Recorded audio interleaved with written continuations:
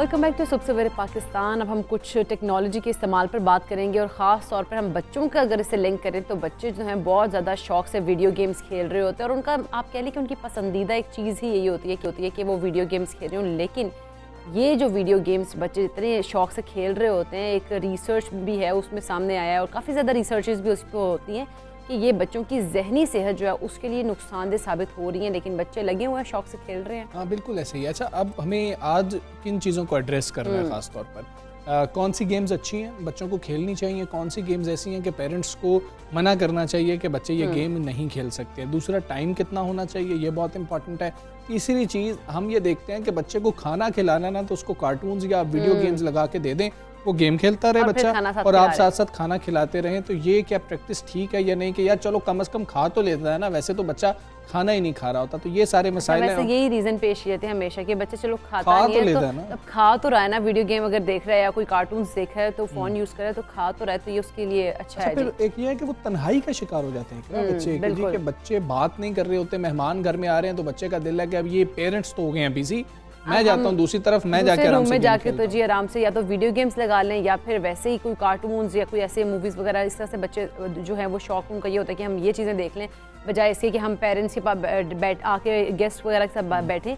बच्चों में ये मेल जो है ना वो काफ़ी ख़त्म होता जा रहा है, वो लोगों से नहीं मिलना इतना पसंद करते हैं, बजाय इसके कि वो कहते हैं कि हम अपने वीडियो गेम्स को ज़्यादा टाइम दे दें उस टाइम में। बिल्कुल ऐसा ही है। तो बच्चों के जहनों पर क्या असरात पड़ रहे होते हैं और अब जो रिसर्चेस सामने आ रही हैं उनमें तो बात ये पता लग रही है कि बच्चे डिप्रेशन का शिकार हो रहे हैं। बच्चे भी डिप्रेशन का शिकार हो रहे हैं। तो फिर हमें बहुत ज़्यादा सोचने की ज़रूरत नहीं है। और हमें पता कैसे लगेगा कि जी अब हमारा बच्चा डिप्रेशन का शिकार है? यहाँ तो हम 50 साल शख्स के बारे में सोचते हैं कि तुझे क्या मसला है भाई, तुम्हें भी कोई परेशानी है, तुम्हें कौन सी परेशानी है, अच्छे खासे हट्टे कट्टे, तो बच्चे का कैसे पता लगेगा? तो यही हमने जानना है।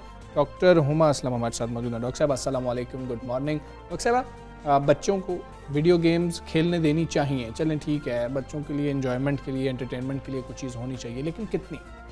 एक तो ये कि इसमें पहले तो एज लिमिट होनी चाहिए कि 2 साल तक तो आपने बच्चे को फ़ोन देना ही नहीं है। उसकी डेवलपमेंट के लिए, उसकी माइंड के लिए ये बहुत टॉक्सिक चीज़ है, बहुत हार्मफुल चीज़ है, उसकी डेवलपमेंट को इफ़ेक्ट करती है। 2 साल तक आपने फ़ोन इंट्रोड्यूस नहीं करना। 2 साल के बच्चे को नहीं पता होता कि मैंने ये फ़ोन लेना है, पेरेंट्स देते हैं तो बच्चे को पता चलता है।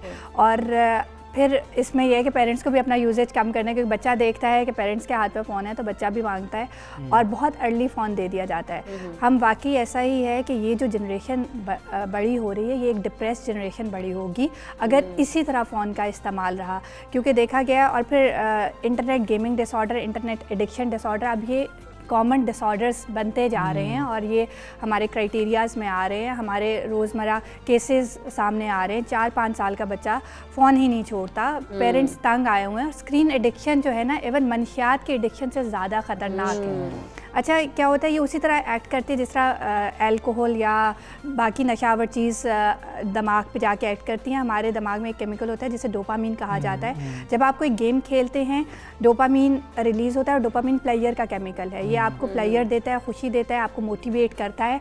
तो उस मोटिवेशन के लिए, उस प्लेयर के लिए आप इसको बार बार करते रहते हैं। अच्छा, एक इसके पीछे एक और भी चीज़ है। जब आपको डोपामीन मिलती है ना, आपके रिसेप्टर्स सेंसिटाइज होना शुरू होते हैं, रिसेप्टर्स बढ़ते रहते हैं। फिर उन्हीं रिसेप्टर्स को सेंसिटाइज करने के लिए आपको ज़्यादा डोपामीन चाहिए होती है। फिर क्या होता है कि टाइम बढ़ता जाता है। बच्चे जो है पहले थोड़ा देख रहे हैं, फिर सारा आहिस्ता आहिस्ता ये टाइम आता है कि जब तक वो जाग रहे हैं फ़ोन उनके हाथ में ही है। तो ये प्रैक्टिस लिमिट करने की ज़रूरत है। 2 साल नो फ़ोन, 2 साल से 5 साल तक आप 1 घंटा फ़ोन दे सकते हैं, 1 घंटे से ज़्यादा नहीं, और उससे ऑनवर्ड 2 घंटे, ठीक है। अगर उसने गेम खेलनी भी है तो 2 घंटे खेले, उसके बाद इसको लिमिट करें। अब इसके साथ आपने जब तक उसको रिप्लेसमेंट में कोई एक्टिविटीज़ नहीं देंगे तब तक मसला रहेगा। आपने अगर फ़ोन छुड़वाना है तो आपने उसकी फ़िज़िकल एक्टिविटीज़ देनी है, आपने ख़ुद कम्युनिकेट करना है। बच्चे आपकी तवज्जो मांगते हैं, आप ख़ुद उनसे डिफरेंट गेम्स खेल सकते हैं, आप ख़ुद क्रिकेट खेल सकते हैं, आप ख़ुद उनके साथ कम्युनिकेट करें, उनके दिन की रूटीन पूछें, उनसे बातचीत करें, उनको टाइम दें ताकि आप इस चीज़ से निकालें। क्योंकि जब पेरेंट्स का कनेक्शन होता है या किसी फैमिली मेम्बर का बच्चे के साथ कनेक्शन होता है तो वो एक तो उससे भी उसको थोड़ा आप खेलते हैं, प्लेजर मिलता है, लेकिन उसके साथ साथ एक केमिकल जनरेट होता है जिसे ऑक्सीटोसिन कहा जाता है। वो नर्चरिंग का केमिकल होता है, केमिकल ऑफ लव। आप बच्चे को हग करते हैं, किस करते हैं तो बच्चे में वो एक केमिकल जनरेट होता है जिसे ऑक्सीटोसिन कहा जाता है, और ये उसमें सोशल स्किल्स डेवलप करता है। तो वो जो बच्चे आइसोलेट हो रहे हैं, बच्चे किसी से मिलना जुलना पसंद नहीं करते, वाकई ऐसा है कि बच्चे अब उस तरह मिलते जुलते नहीं हैं, वो तन्हाई पसंद, वो अपने आप में रह रहे हैं क्योंकि वो फ़ोन में रह रहे हैं। उन्हें सोशल स्किल्स का पता ही नहीं है, किसी से किस तरह मिलना है, क्या बात करनी है, किस तरह कम्युनिकेट करना है, because they are 24/7 into their phones. और गेम्स खेलना, गेम्स में और फिर गेम्स भी बढ़ते जाना। तो इसमें कुछ अर्ली साइंस होते हैं, वार्निंग साइंस होते हैं जो पेरेंट्स को पिक करने की ज़रूरत होती है। एक तो ये कि अगर आपका बच्चा जो है जब उसे फ़ोन नहीं मिला वो बहुत ज़्यादा इरिटेबल हो जाता है, बहुत ज़्यादा रेस्टलेस हो जाता है और चीखना, स्क्रीम करना, ज़िद करना, तो ये कुछ साइंस हैं कि आपको ध्यान देने की ज़रूरत है कि इसका फ़ोन इससे थोड़ा इसको लेना है, ये एडिक्शन की तरफ जा रहा है। फिर बच्चे अगर टाइम के बारे में झूठ बोलना शुरू कर दें, जैसे वो 24/7 फ़ोन्स पे हो तो और वो बार बार ये कहें नहीं मैं तो 1 घंटा देखता हूँ, मतलब उसको टाइम को कम करना शुरू कर दें। बच्चों का एजुकेशनल डिक्लाइन आना शुरू हो जाए, लोगों से मिलना जुलना बंद कर दे, अपने कमरे में बंद कर ले, नींद भूख के मसाइल पैदा होना शुरू हो जाए, तो ये कुछ साइंस हैं कि आपको फ़ौरन एड्रेस करने की ज़रूरत है। और वाकई स्क्रीन एडिक्शन छुड़वाना इस वक्त मंशियात की एडिक्शन छुड़वाने से ज़्यादा मुश्किल हुआ है। इसमें आपको फुल फ्लेज एफर्ट करनी होती है, आपको उसके रिप्लेसमेंट में एक्टिविटीज़ देनी होती हैं, कुछ फिज़िकल एक्टिविटीज़। हमारे यहाँ अनफॉर्चुनेटली कुछ स्पोर्ट्स इतनी ज़्यादा नहीं हैं, स्पोर्ट्स क्लब्स नहीं हैं, और सिक्योरिटी के इतने मसाइल हैं कि पेरेंट्स डरते हैं उनको ग्राउंड्स में अकेले भेजते हुए। स्कूल्स बहुत छोटी छोटी जगहों पे खुले हुए हैं, तो इस वजह से कुछ फ़िज़िकल एक्टिविटीज़ नहीं हो सकती, वो कम हो गई हैं। लेकिन कहीं ना कहीं इसको आप मैनेज कर सकते हैं। इसमें कोई एक पेरेंट या ग्रैंड पेरेंट्स किस तरह बच्चे को ले जाएं अपने सुपरविजन में, वहाँ पे गेम खिलवाएं जिस तरह हमारे ज़माने में होता था। वरना आने वाले टाइम में वाकई हम एक डिप्रेस्ड जनरेशन को परवान चढ़ा रहे हैं और ये बहुत मुश्किल हो जाएगा हमारे लिए। डॉक्टर हुमा, लेकिन जिस तरह से हम देख रहे थे रिसर्चेस भी आ रही है, वीडियो गेम्स खेलने से बच्चों को वैसे भी बहुत ज़्यादा मसाइल होने, लाइक उनकी कलाई में मतलब कलाई में, कोहनी में और गर्दन में इस तरह से दर्द भी निकल रही है, और उनकी जो बॉडी शेप है वो भी थोड़ी चेंज होती है, जैसे कि वो हर टाइम लगे रहते हैं, झुक के लगे रहते हैं, गेम्स खेलते रहते हैं, तो उससे उनके जो पट्टों के मसाइल हैं वो भी बहुत ज़्यादा हो रहे हैं। तो पेरेंट्स क्यों कंट्रोल नहीं कर पा रहे, और पेरेंट्स को अब क्या करना होगा, क्योंकि अब सिचुएशन ऐसी होगी कि टेक्नोलॉजी का इतना ज़्यादा इस्तेमाल हर कोई कर रहा होता है और पेरेंट्स भी कर रहे होते हैं, तो फिर बच्चों को ऊपर कैसे कंट्रोल किया जाए? इसमें यह है कि इसके 2 तरह के इफेक्ट्स होते हैं, कि इसके फिजिकल इफेक्ट्स होते हैं, इसके साइकोलॉजिकल इफेक्ट्स होते हैं। आप कंटिन्यूसली फ़ोन देख रहे हैं, बैठे बैठे फ़ोन देख रहे हैं, फिजिकल एक्टिविटी में चाइल्डहुड ओबेसिटी बहुत बढ़ रही है, गर्दन की दर्द, कमर की दर्द बच्चों में बहुत कॉमन हो रही है, आई साइट के मसाइल पैदा हो रहे हैं। तो ये सब तो कॉमन मसाइल हैं। और वही बात कि गेम खेलते हुए तो ये कार्पल टनल सिंड्रोम होता है, वो डेवलप हो रहा है, बच्चों में आ रहा है, हालांकि ये बच्चों में नहीं आता था। इसके साथ अगर इसके साइकोलॉजिकल मसाइल पे देखा जाए तो बच्चों के कॉन्सेंट्रेशन के इश्यूज़ पैदा हो रहे हैं, बच्चों के कॉन्फिडेंस के इश्यूज़ पैदा हो रहे हैं, एस्टीम के, social isolation, depression, anxiety, abstract thinking effect हो रही है कि वो जिस तरह उनकी थिंकिंग एबिलिटीज़ नहीं वो रह रही, क्योंकि वो फ़ोन के साथ कनेक्टेड हैं, वो आउटसाइड वर्ल्ड के साथ कटते जा रहे हैं। तो इसमें पेरेंट्स का तो की रोल है यहाँ पे। बच्चा छोटा है, आप उसको अभी रोक सकते हैं, बच्चा जैसे ही थोड़ा सा बड़ा हुआ फिर तो वो आपके बिल्कुल कंट्रोल में नहीं आएगा। फर्स्ट स्टेप इसके आपको अपना फ़ोन का इस्तेमाल लिमिट करना है, ठीक है? आप ठीक है जहाँ तक ज़रूरत है, लेकिन कुछ टाइम ऐसे रख ले, जैसे खाने के दौरान they should be no phone side पे रख देने, उस दौरान फ़ोन नहीं देखना। या आपने 1 घंटा अपनी फैमिली के साथ टाइम स्पेंड करना, 24 घंटे हैं दिन में, आप जितने मर्जी बिजी हैं, 24 घंटे में से 1 घंटा निकालना मुश्किल है, वो आपका फैमिली टाइम होना चाहिए। बच्चों के साथ कम्युनिकेट करें, उनसे सिंपल छोटी छोटी बातें पूछें, दिन में क्या हुआ, आपके उस दोस्त ने क्या कहा, आपकी टीचर ने क्या कहा, ताकि वो आपसे कनेक्ट करना शुरू करे, ठीक है? और अब आपको जब बच्चा इस एडिक्शन में जा चुका है तो अब उसको वापस लाने के लिए आपको बहुत ज़्यादा एफर्ट पुट इन करनी पड़ेगी। अब आपको उसको उसकी रिप्लेसमेंट में एक्टिविटीज़ देना पड़ेंगी। अच्छा, एक गेम फ़ोन पे जो है आप 2-3 घंटे बच्चे के साथ खेलते हैं, बच्चा 5-10 मिनट में इतने इवेंट्स देख लेता है, इस पे गेम्स हो रही हैं, ये हो रहा है सब कुछ। इवन छोटे छोटे बच्चे आते हैं, बोर हो रहे हैं, हाँ। दिल नहीं लग रहा, बिल्कुल ऐसे ही है। बोरियत, इस 5-6 साल के बच्चे के लिए बोरियत का लफ्ज़ सुनना बड़ा हैरान कुन है कि वो क्यों बोर हो रहा है, क्योंकि वो इंटरनेट पे इतना कुछ देख चुका है कि अब उसे कोई भी चीज़ वो खुशी देती ही Attract कर ही नहीं, नहीं उसको रही घर है, के अंदर बिल्कुल। कुछ ऐसा माहौल ही नहीं नजर माहौल आ ही नहीं मिलता। फिर इन बच्चों को वो बोरियत कम करने के लिए अनफॉर्चुनेटली ये बच्चे एडिक्शन में चले जाते हैं। उन्होंने बोरियत कम करनी तो कुछ क्राइम्स में मुलव्वस हो जाते हैं, क्योंकि उनको लाइफ में कुछ थ्रिल चाहिए होता है। वो थ्रिल तो उनको यहाँ से मिल के अब डोपामीन इतना ले लिया उन्होंने, अब उन्होंने बाहर से उनको वो एक्टिविटीज़ तसल्ली देती ही नहीं। तो वो इस तरह हम जो है, हम अगर इसको अभी से लिमिट नहीं करते तो हमारे लिए बहुत मुश्किलात क्रिएट हो जाएंगी। और वही बात कि पेरेंट्स का की रोल है। पेरेंट्स ने अगर ये चीज़ हटवानी है तो उसकी रिप्लेसमेंट में कुछ एक्टिविटीज़ देनी है, उसमें टाइम स्पेंड करें बच्चों के साथ, उनकी कुछ फिजिकल एक्टिविटी रखें। ठीक है, आपके घर में बड़ा ग्राउंड नहीं है या आप बाहर ग्राउंड में नहीं भेज सकते, आप कुछ वर्कआउट तो कर सकते हैं ना बच्चे के साथ, एक कमरे में ही खड़े होकर वर्कआउट की कुछ सिंपल टिप्स हम वर्कआउट करते हैं इकट्ठे। हम कुछ मतलब बच्चों को अपने साथ इन्वॉल्व करें, जैसे अगर हाउसवाइफ है तो कुकिंग में बच्चों को साथ, बस चलो बच्चों आज को ये अपने साथ रेसिपी engage ट्राई रखें। करते हैं, आज ये करते हैं, आप बताओ क्या करना है, उनकी सजेशंस लें। कपड़े धोते हुए चलो आप ये करो, आप वो करो, उनको अप्रिशिएट करें उन चीज़ों में, मतलब उनको आपने अपने साथ एंगेज करना है। तो वो बहुत ज़रूरी है। हमारी माएँ भी, हमारे टाइम में फ़ोन नहीं होते थे, हम भी खाना खाते थे, ऐसे ही है। हमारी माएँ किस तरह खाना खिलाती थी। आप उस टाइम हमारी माँ फ़ोन तो देने गुस्से से खाना खिलाती थी वैसे। फ़ोन देने की बजाय कुछ भी करें, फ़ोन नहीं देना। फ़ोन इस टाइम मनशियात से भी ज़्यादा खतरनाक हाँ जी, ये है। डिजिटल ड्रग है जी, ये बहुत डिजिटल ड्रग शुक्रिया। है, तो इसको ख़त्म करने के लिए पेरेंट्स का की पेरेंट्स को अपना की रोल किरदार है। बढ़ाना पड़ेगा। डॉक्टर उमा, बहुत शुक्रिया आपका।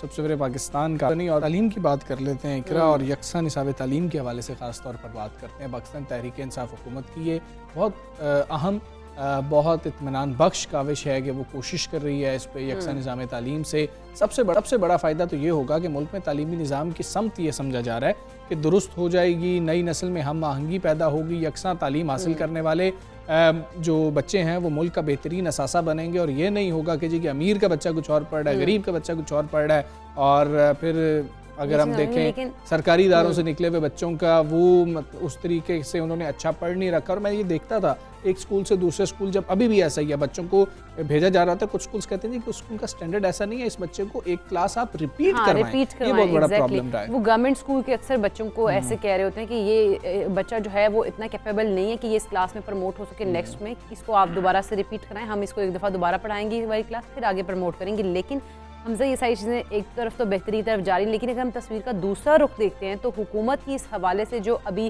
तैयारी है वो मुकम्मल नहीं हुई है। और जो निजी स्कूल मालिकान हैं उनके भी इस हवाले से बहुत ज़्यादा अपने ही खदशात और एतराज़ात भी हैं। और उनका कहना है कि ज़्यादातर प्राइवेट स्कूल्स के पास अभी नए सिलेबस की किताबें ही मौजूद नहीं है। अच्छा, महकमा तालीम इस हकीकत को नज़रअंदाज करते हुए कि मार्केट में किताबें अभी भी दस्तयाब नहीं है, प्राइमरी तलबा के लिए सिंगल नेशनल करिकुलम शुरू करने के लिए निजी इदारों पर सख्त दबाव भी डाल रहा है। तो ये वो मसाइल हैं कि जो ख़ास तौर पर हम असातिज़ा से बात करें तो वो बताते हैं कि हमें सामना करना पड़ा। पंजाब टीचर्स यूनियन के मुताबिक किताबों की अदम दस्तयाबी और बड़े निजी स्कूलों की चेंज की बात की जाए, उनकी हिचकिचाहट की वजह से यकसा निसाब तालीम पर अमल दरामद को अभी तक तो यकीनी नहीं बनाया जा सका है। और कई स्कूल्स हैं कि जो शायद मानने को तैयार नहीं है। बिल्कुल, और बाज़ निजी स्कूल्स जो हैं उनके मुताबिक जो पेरेंट्स हैं वो नए सेशन के आगाज़ से कबल नई जो बुक्स हैं वो भी ख़रीदना नहीं चाह रहे। वो सब उनको भी लग रहा है कि शायद अभी अगर चेंज हो जाएंगी तो फिर हमें पहले ख़रीदने की ज़रूरत ही क्यों है, हम क्यों ख़रीदें, दोबारा पैसे क्यों खर्च करें।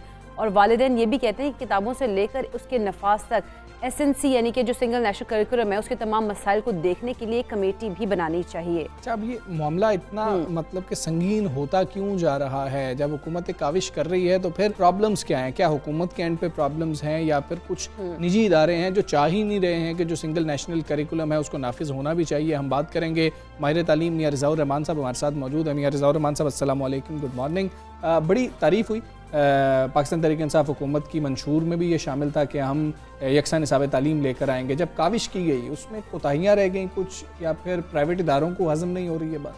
बिस्मिल्लाहिर्रहमानिर्रहीम। देखें, सिंगल नेशनल करिकुलम सुनते साथ ही ना एक थोड़ा सा जज्बा डेवलप होता है कि हम एक नेशन बनेंगे और एक करिकुलम हमारे पास होगा। नारा बहुत अच्छा था और बड़ा मैंने भी बहुत सपोर्ट किया और मुझे लग रहा था कि चीज़ें बहुत बेहतर होंगी। लेकिन जब इम्प्लीमेंटेशन प्लान आया तो उसके बाद महसूस होना शुरू हुआ कि शायद इनके अंदर कैपेसिटी नहीं है इसको हैंडल करने की। अगर सिंगल नेशनल करिकुलम के तमाम फैक्टर्स को देखा जाए तो वो बड़े इनकरेजिंग हैं। एमर्जिंग हैं और दुनिया के मुताबिक हैं और आने वाले दौर में हमारे बच्चों को उससे बहुत फ़ायदा हो सकता है। अगर हम उसको मिनिमम भी निकाल लेना कि हम उसके ऊपर 30% 40% इम्प्लीमेंट कर लेते हैं तो ये भी बहुत बड़ी कामयाबी होगी। 30% कामयाब करने के बावजूद भी अगर कामयाबी है तो आप देखें 70-80% इम्प्लीमेंट करने के बाद कितना बड़ा फ़र्क आएगा। लेकिन जब इनको इम्प्लीमेंटेशन अथॉरिटीज़ के पास वो आया, ख़ास करके पंजाब हुकूमत के पास, तो इनके पास पंजाब में तकरीबन 1 करोड़ बच्चा है जो प्राइमरी में पढ़ता है। तो 1 करोड़ बच्चे का मुस्तकबिल जब इनके हाथ में आया और वहाँ पे टर्निंग पॉइंट आया तो उसकी जो हैंडलिंग की गई वो बड़ी मैं समझता हूँ कि गैर मुनासिब भी थी और बच्चों के लिए बड़ी वो नुकसानदेह रही। और उसके असरात अब आना शुरू हो गए हैं कि अभी मार्केट में किताबें अवेलेबल नहीं हैं। बड़े स्कूल्स ने, HSN कॉलेज ने बड़ा क्लियरली कह दिया कि हम आपकी किसी बात को नहीं मानते, ना हम आपकी पॉलिसी को मानेंगे। फिर वज़ीर साहब ने उनको नोटिस भी दिया, नोटिस पता नहीं कहाँ पे है। इसी तरह और जो एलीट स्कूल है उन्होंने भी इनकार कर दिया। तो एक्चुअली इनकार मेरी गुजारिश सिर्फ ये थी पहले भी कि अगर आप इसको मुनासिब तरीक़ेकार से इम्प्लीमेंट करते, स्टेक होल्डर को साथ लेके चलते, जो चीज़ें आपने तय की थी उसके मुताबिक चलते, तो शायद ये सारी कॉम्प्लिकेशंस और प्रॉब्लम्स आपके ख्याल में वो इनकार जायज़ है या नहीं है जायज़, आप क्या समझ रहे हैं? नहीं सर, वो नाजायज़ इनकार है। देखें, आपको अपने गवर्नमेंट की, अपने मुल्क की सरहदों के अंदर रहना है, उसके फ्रेमवर्क के अंदर रहना है। उस फ्रेमवर्क के अंदर कहाँ रहते हुए आप काम करें। जब आप फ्रेमवर्क से बाहर निकलेंगे तो यकीनी तौर पे आपको जो बाउंड्रीज दी गई थी आपने वो क्रॉस कर दी हैं। तो हम यहाँ पे अपने नेशनल स्टैंडर्ड्स को मीट करेंगे, हम अपने इस्लामिक स्टैंडर्ड्स को मीट करना चाहते हैं, अल्लाह के हुक्म के मुताबिक चलना चाहते हैं, रसूलुल्लाह सल्लल्लाहु अलैहि वसल्लम के हुक्म के मुताबिक चलना चाहते हैं। तो जब हमने अपने स्टैंडर्ड्स फिक्स कर लिए हैं तो फिर इन स्कूलों को एतराज़ क्यों है? अगर इनको एतराज़ है तो फिर किसी और मुल्क में स्कूल बना लें अपने जाके। हमने तो पाकिस्तानी बच्चे यहाँ पढ़ाने हैं, हमने तो अपने बच्चे यहाँ पढ़ाने हैं। तो ये जो एतराज़ था, मेरा ख्याल है उसको बजाय इसके कि एड्रेस किया जाता, उसके आगे ये लोग सरेंडर कर गए हैं। अच्छा, बेसिकली तो ये हुआ है। अच्छा। अब मैं ये समझता हूँ कि आने वाले वक्त में जनवरी या फरवरी में आपको ये सुनने को मिलेगा कि सिंगल नेशनल करिकुलम को हम या रोल बैक कर रहे हैं या हम नया इम्प्लीमेंट करेंगे। अब ये चीज़ आने वाली है। ठीक है, लेकिन जिस तरह से अब ये पेरेंट्स भी अब इसके ऊपर एतराज़ करने लगे हैं और निजी स्कूल जो हैं वो भी इसके ऊपर कर रहे हैं, आप नहीं समझते कि कमेटी बनानी चाहिए? क्योंकि पेरेंट्स भी अब यही कह रहे हैं कि कमेटी बनानी चाहिए, बातचीत होनी चाहिए, तभी कोई हल निकलेगा। क्योंकि मसला अगर इसमें सारी सिचुएशन में हम देखें तो इस टाइम बच्चों का नुकसान हो रहा है सिर्फ। देखें, नुकसान तो सिर्फ बच्चों का है। इसमें नुकसान या PTI का है कि उनका एक नारा था वो कामयाब नहीं हुआ, उनको वोट नहीं मिलेंगे, या फिर बच्चों का है, उनके वालिदैन का है, और तो कोई नुकसान नहीं, या नेशन का नुकसान है। और पता नहीं फ़ायदा किसका है। हम तो ये सोच रहे हैं कि आखिरकार किसी का अगर नुकसान है, किसी को फ़ायदा भी तो होना चाहिए ना। तो फ़ायदा किसी को नहीं हुआ, इसमें नुकसान ही नुकसान हुआ है। एक तो बच्चों का पहले 1.5 साल जो है हमारा वो एक तरह से कोरोना की नज़र हो गया। बच्चों ने बहुत सफ़र किया। पहले उनके एजुकेशन स्टैंडर्ड्स, उनकी जो आप लर्निंग कैपेबिलिटीज़ हैं वो डिस्टर्ब है। और अब आपने उनको सिंगल नेशनल करिकुलम के अंदर ऐसा घुमा दिया है, ऐसा फंसा दिया है कि बच्चे अपने आउटपुट दे नहीं पा रहे हैं। देखें, बुक्स के ऊपर बात हुई पहले भी आपके प्रोग्राम में, कुछ बुक्स बहुत आसान थी, वो हमारे जैसे स्कूलों के लिए बहुत ही बिल्कुल ही मेरा ख्याल है कि 2 क्लासेस पीछे थी। लेकिन बाज़ बुक्स में ऐसी थी जो शायद बहुत मुश्किल थी। अच्छा, उमूमी तौर पे होता ही है कि किताब के अंदर एक लेसन के अंदर जो 2 या 3 सफ़ों का लेसन है उसमें 3 या 4 आउटकम्स दिए होते हैं। जो इन्होंने बुक पेश की उसमें 20 आउटकम्स थे। अच्छा, अब टीचर एक बच्चे से एक लेसन में से 20 आउटकम्स नहीं ले सकता। 3 लिए जा सकते हैं, 4 लिए जा सकते हैं। बच्चे की भी एक लर्निंग कैपेसिटी है, कैपेबिलिटी है।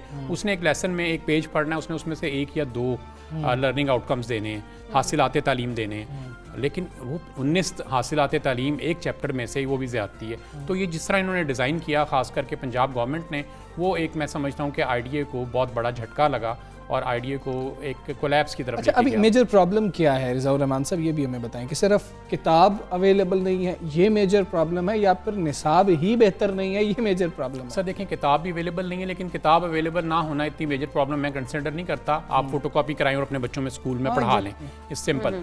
लेकिन इससे जो बड़ी मेजर प्रॉब्लम है कि जो जैसे आपने शुरू में कहा कि क्या सारे लोग यकसा निज़ाम तालीम को अप्रिशिएट करेंगे, तमाम स्कूल उसके मुताबिक चलेंगे? तो एलीट स्कूल ने तो इनकार कर दिया, HSN कॉलेज ने भी इनकार कर दिया। अब रह गए जो सर्विंग स्कूल हैं, जो एक ख़ास फीस स्टैंडर्ड के स्कूल हैं, वो लोग करेंगे, वो तो चाहते हैं करें। वो तो पहले भी इसी को फॉलो कर रहे थे, वो तो पहले भी नेशनल करिकुलम को फॉलो कर रहे थे, गवर्नमेंट स्कूल भी कर रहे थे। तो उसमें तो कोई एतराज़ वाली बात नहीं है, वो तो अच्छा मामला है। वो तो मेरा ख्याल है कि पाकिस्तान से हुब्बुल वतनी है उस सूरत में कि अगर आप इसके करिकुलम में रहे, फ्रेमवर्क के करिकुलम में रहते हुए इसको पढ़ाएं। इसमें जो बेसिक प्रॉब्लम आ रही है कि पहले ये कहा गया था कि हम मिनिमम स्टैंडर्ड्स को सेट करेंगे, ठीक है, और इसकी कैपिंग भी करेंगे, यानी कि ये मिनिमम स्टैंडर्ड है और ये इसकी कैपिंग है। अब मिनिमम स्टैंडर्ड सेट कर दिए गए हैं हैं कैपिंग ख़त्म कर दी गई है। हाँ, जब आप कैपिंग ख़त्म कर देंगे तो कोई भी बंदा किसी भी मुल्क का कहीं से भी कोई भी करिकुलम ला के अपने स्कूल में इम्प्लीमेंट कर लेगा। एक्चुअली जब आपने कह दिया कि हमारा पाकिस्तान का एक पूरा फ्रेमवर्क बना हुआ है, एक डॉक्यूमेंट है जिसमें कुछ 40 सफ़े हैं, उस फ्रेमवर्क के अंदर तमाम टर्म्स एंड कंडीशन लिखी हुई हैं कि वफाक कितना रोल प्ले करेगा, सूबे कितना रोल प्ले करेंगे, परसेंटेज भी लिखी हुई है कि 60% वफाक अपना इनपुट देगा, उसके अंदर 40% सूबे देंगे, जो कि 18 अमेंडमेंट की खिलाफ वर्जी है, लेकिन उसके बावजूद भी वो काबिल कबूल है कि वफाक भी हमारा, पंजाब भी हमारा, सिंध भी हमारा, सारा कुछ हमारा, वो कोई बात नहीं। लेकिन ये है कि अगर आप कैपिंग नहीं करेंगे तो आप तो फिर अलाउ कर रहे हैं ना उन स्कूल्स को कि जो मर्जी करिकुलम लाएं, जो मर्जी हमारे बच्चों को पढ़ाएं, हमें कोई इतराज़ नहीं है। तो फिर इस सारी एक्टिविटी को करने का फ़ायदा क्या, क्यों इतना बड़ा प्लान किया गया, क्यों इतनी बड़ी एक्टिविटी की गई? ठीक है रज़ा रहमान साहब, बहुत शुक्रिया आपका सबसे पाकिस्तान का हिस्सा बने, और ये बड़ा अहम मामला है, तमाम स्टेक होल्डर्स को हमेशा से कहते रहे हैं कि इस पर काम करने की ज़रूरत है, बहुत ज़्यादा ज़रूरत है। हम एक ब्रेक लेते हैं जी, ब्रेक के बाद वापस आते हैं। Stay with us.